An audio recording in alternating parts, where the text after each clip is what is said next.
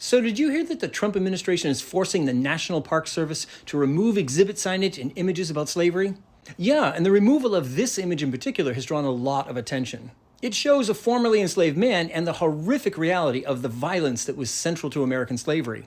When it was first published in 1863 during the Civil War, it shocked many white Northerners who had been convinced by decades of Southern pro-slavery propaganda that most slaveholders were kind and humane. And this photo has been used for decades in textbooks, documentaries, and museum exhibits to force white Americans, many of whom were taught the same pro-slavery lies about kind masters, to see the brutality and inhumanity of slavery. That's why the Trump administration is determined to remove this image and other exhibits that tell the truth about American slavery.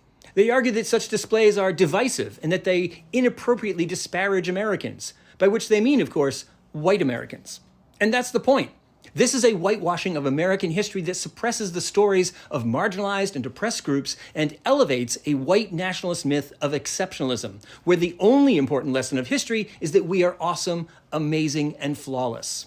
That means suppressing the history of slavery, including its savage brutality as captured in this photo, and instead emphasizing how white people are the real heroes of this chapter of history because they abolished slavery.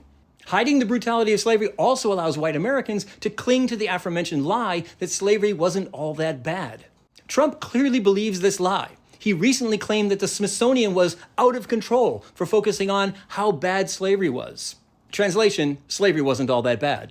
You know who else believed that lie and spread it to millions of Americans? Yeah, that guy, who said that the Civil Rights Act of 1964 was a mistake and that black Americans were better off under Jim Crow and slavery. This is what authoritarians and their allies do. They seize control of how the nation's history is told and then impose a nationalist narrative of greatness, glory, and exceptionalism. And anyone who challenges that narrative by, for example, saying how bad slavery was, hates the nation and therefore is an enemy of the nation. Dark times, people. Stay vigilant. The worst is yet to come.